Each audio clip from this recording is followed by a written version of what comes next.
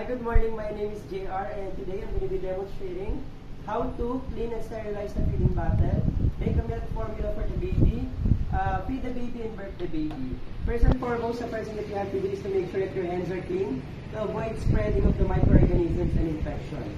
Then you have to gather all the materials that you need, including your pre-boiled water, feeding bottle wrap, feeding bottle, dishwashing liquid, feeding bottle brush, nipple brush, 2 tongs, clean cloth or towel, 4 basins, sponge, milk formula for the baby, and then sterilizer, and of course the stove. Okay, so after gathering all the materials, you may now start the procedure by cleaning the feeding bottle first. So we have to set aside other materials that we're not going to be using yet. So we're going to set aside all of this, including this. So we're going to be cleaning the feeding bottle first and other materials. Let's all set aside things first before we start the procedure. Okay, so we have here our 4 basins, dishwashing liquid, our sponge, 2 tongs, feeding bottle brush, nipple brush, feeding bottle wrap, and of course our feeding bottle. So we have 4 basins. We're gonna put water in the first 3 basins. So put water in the first one, second one, and then the third one. And then we're gonna put dishwashing liquid in the first basin. Okay, so we're just going to be putting dishwashing liquid in the first basin because this one is for soaping, these 2 are for rinsing, and the last one is for placing the cleaned and wash articles or materials. Okay, and then after preparing everything, we can now disassemble the feeding bottle. Okay, so remove the cup, remove the rim, including the nipple. If there is a residue of milk inside, you just have to put pre-boiled water and then shake and then throw it to sink. And now we can start cleaning the feeding bottle. So we're going to be using the sponge and the feeding bottle brush. Okay, so we're going to clean first the inside part of the feeding bottle. Put it inside, move it in inward to outward motion. Okay, to clean the particles inside. Move it as well in circular motion. Okay, so after cleaning the inside area of the feeding bottle, we can now clean the outside area using the sponge. Okay, so clean the outside area and then put it on the second basin. Now we're going to be cleaning the small articles. Clean the cup using the sponge. Put it on the second basin. Okay, in cleaning the nipple, one consideration is do not reverse it to avoid tearing. Instead, we're going to be using the nipple brush in cleaning the inside area of the nipple. Okay, so clean the inside area. And then we're going to be using the sponge in cleaning the outside area of the nipple.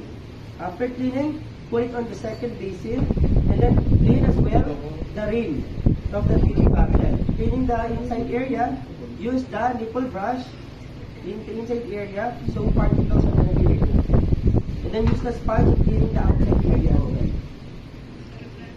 Okay, and then put it on the second basin. And also we're going to be cleaning the 2 tongs. So use the sponge, put it on the second basin. Use the sponge cleaning the second or the other tongue. Put it on the second basin. Okay. Wash the tongs, the small articles. Put it on the third basin. And then, for the last time, wash them all. Put it on the last basin, which has the water. Okay. So after washing the articles, we can now start washing the feeding bottle wrap. Okay? Use the sponge and then wash. Put it on the third basin, wash, and then let it dry. You also have to wash the sterilizer. Okay? So we have to wash the lid. Use the sponge in washing the lid. And then rinse in the second basin, third basin, and then let it dry. Also wash the sterilizing wrap using the sponge. Put it on the second basin, then wash it in the third basin, and then let it dry. And the last one, the sterilizer itself. Use the sponge again. Is washing the sterilizer, clean the inside and outside area, and then rinse. Put it in the third basin. Make sure you rinse everything, you wash everything, and then put it there. Let it dry. Okay? So after cleaning all the materials and the articles, we can now remove the things that we're not going to be using anymore. Okay, so we have to throw the water. Okay, so clean and disinfect everything, including the dishwashing liquid. So put them in the proper place. Okay, and now after cleaning the bottle and the materials, we're now going to be sterilizing the feeding bottle. Okay, in sterilizing the feeding bottle, we're going to be using a stove. Okay, so assemble the parts of sterilizer. Okay, and also we're going to be using the clean cloth. Okay, so in sterilizing, we're going to be putting in water, 1/4 full of water inside the sterilizer. We're just going to be putting in 1/4 full of water because we're not going to be boiling it. We're just going to be steaming the feeding bottle. Because if we're going to be boiling the feeding bottle, it can cause deformities and damage to the feeding bottle, and it can make the feeding bottle cloudy. Okay? So we have to put it on the stove. Turn on the stove. Okay? And wait for the water to reach its boiling point, which is 100 degrees centigrade. Okay, assuming that the water is already boiling, so we can now open the lid and make sure, before opening the lid, make sure that your arm is away from the part of the lid where you are opening it from. Okay, to avoid scalding. Okay, so after opening it, we can now put the large articles first. Okay, why are we putting the large articles first? To maximize the area inside the sterilizer. Okay, let's put it there. And also, we're gonna put one tongue only. Okay, why are we putting one tongue only? Because we only need one sterilized tongue. Okay, so and then after putting in the large articles, we have to wait for 15 minutes.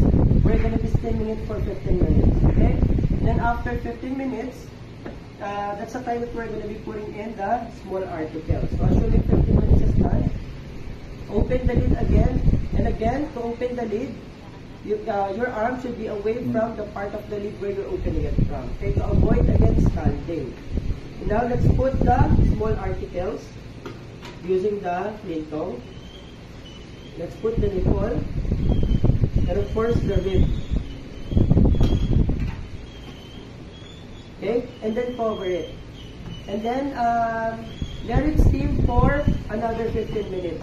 So the total steaming would be 30 minutes. Beyond that, it can cause deformities and damage your feeding bottle. Okay, so after 30 minutes of steaming it, we can now turn off. Assuming 30 minutes is done, let's turn off the stove and then let it cool down. Open the lid, okay, and then put it on the table, but make sure when you place it on the table, it should be positioned upside down, okay, to avoid contamination. Okay, so in getting the articles from the sterilizer, it should be, we should start from getting the small articles.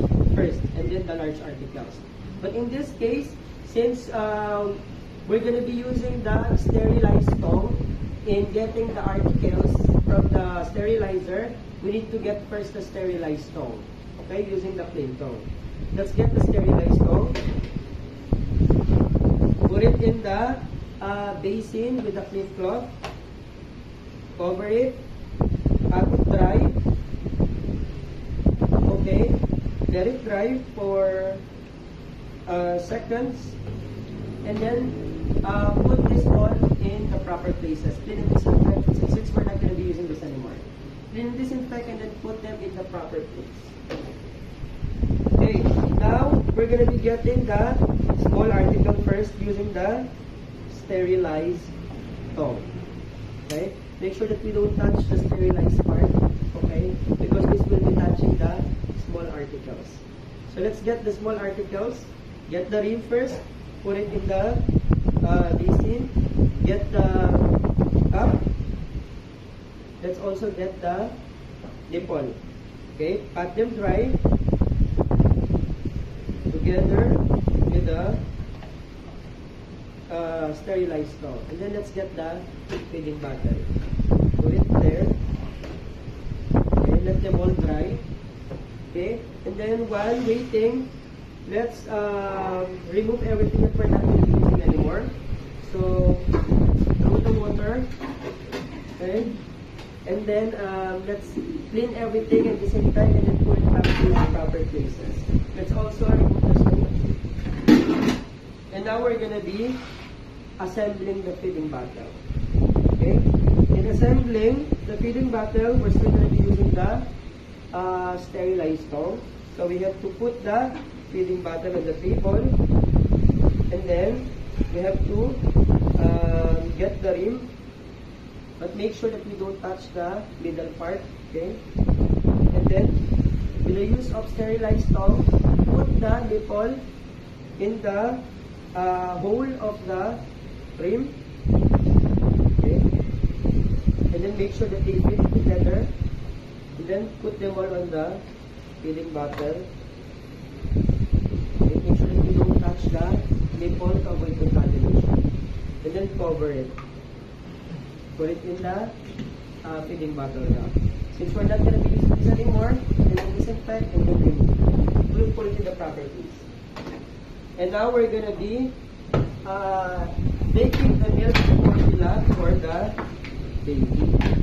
In making the milk formula, we're going to be using the feeding bottle, the pre-boiled water, and of course our prescribed milk formula for the baby. So before we start the procedure, we have to make sure that we read the label first. Okay, the ratio dilution, other instructions should be read first before we use the milk formula. Okay, and then after reading, this is the can of the milk formula, assuming it's the can. Okay? And then we're now going to be making the milk formula. But before we start, we have considerations making the milk formula. What are the considerations? First consideration, we're going to be using pre-boiled water. Why? To avoid gastrointestinal problems with the baby. Okay? Second consideration is we have to follow the ratio dilution in making the milk formula. Why? Because if the milk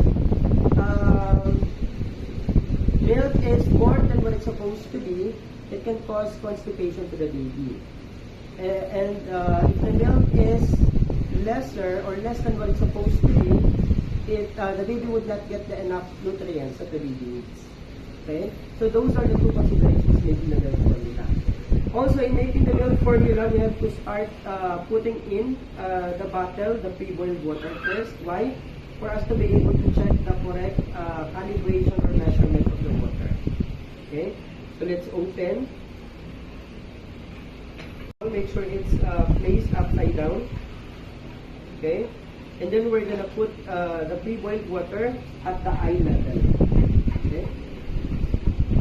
So we're gonna put water down inside.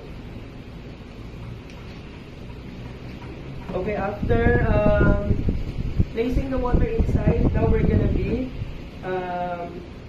putting milk formula inside the feeding bottle as well.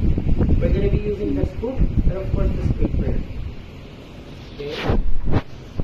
So, assuming that the ratio dilution is 150 per 3 scoops. Okay, so 50 per 1 scoop. So, let's have the first scoop.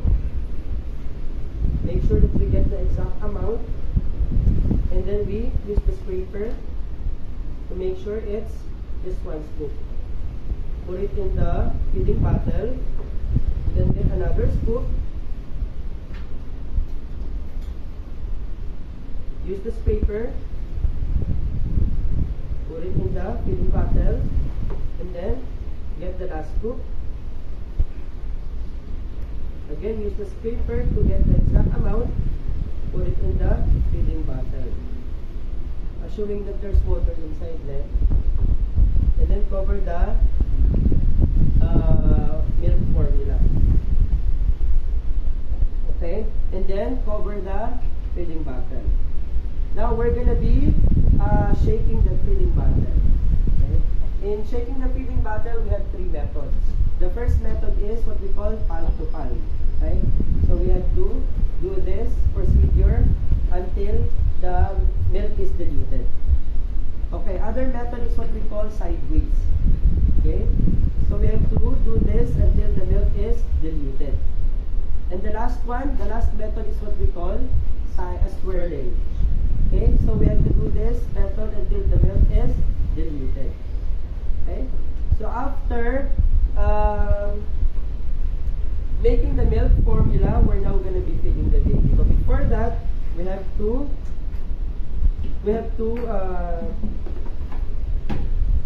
remove everything that we're not going to be using anymore, clean and disinfect, and then put them in the proper place.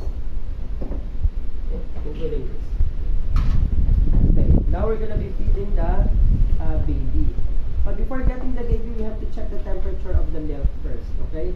In checking the temperature, we have to drop a small amount of milk onto our inner wrist.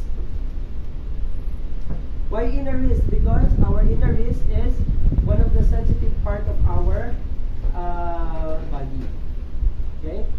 So, after checking or assuming that the temperature of the milk is okay for the baby, we're now gonna get the baby from the crib. Okay? So, assuming that this is a crib, right? Let's get the baby from the crib. Gently slide your arm around underneath the baby, support the head in the back. Okay, put the baby near you, and then bring the baby to where you're supposed to be feeding the baby. Okay, so in feeding the baby, we have 4 considerations. Number 1 consideration is do not wait. Let's open the baby.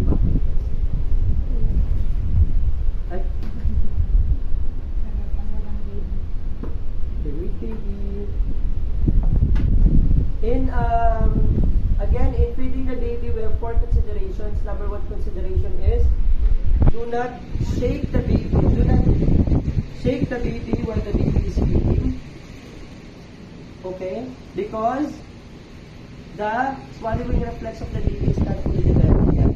And then the second one is do not sway the baby while the baby is feeding. Because again, the swallowing reflex is not fully developed. Okay, the third consideration is do not leave the baby unattended or do not leave the baby alone. Why? While feeding. Why? Because to avoid aspiration and to avoid ear infection. Okay? And then the last one is the baby should be elevated for about 10 to 20 degrees while feeding. Okay? So the baby should be fed like this. So that's feeding the baby. So after feeding the baby, we can now burp the baby. Right? So in burping the baby, we also have 3 methods. We're going to be using a clean cloth. So the first method is what we call shoulder hold position. So we have to put the clean cloth on our shoulder. Okay? And then the baby on the shoulder hold position. make sure that the mouth and the nose of the baby are not going to be covered. And then support the head and the back of the baby like this. And then rub the baby's back until we hear the burp. Okay. The next method is what we call the lap position. Okay? How do we do that? This position, this method is only applicable for babies who are 4 months and more than 4 months old babies, or those babies who are already or who can already control their head lag. Okay? So assuming that this baby is 4 months old already, okay, so we have to put the towel on our arm, okay, and then let the baby sit on your lap, okay, and then support the chest of the baby, assuming that the baby can sit on the lap, okay, and then rub the baby's back until we hear the burp, okay, and that's what we call lap position. And now the third one is what we call the prone position. The prone position is we're gonna put the towel on this part on our lap, okay, and then the lower extremities of the baby are going to be supported by our lap, okay, and then support the chest and the cheek of the baby. Rub the baby's back until we hear the burp. Okay, so these are the 3 methods of burping the baby. So after burping the baby, we can now we have to check first if the baby's diaper has fecal matter. So assuming that there's none, okay, or assuming that there is, but we're done cleaning it, okay, we're now going to be putting back the baby to the baby's crib. Let's put the baby back to its crib.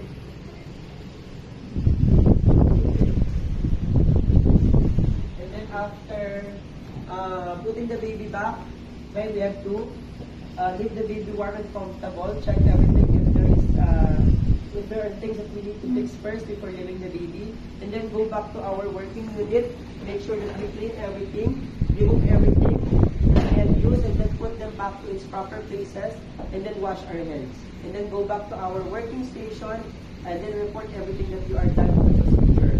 Report to your nursing supervisor the exact amount that you have fed the baby, the time that you have fed the baby, and other observations that you have observed in the baby. And then that's it.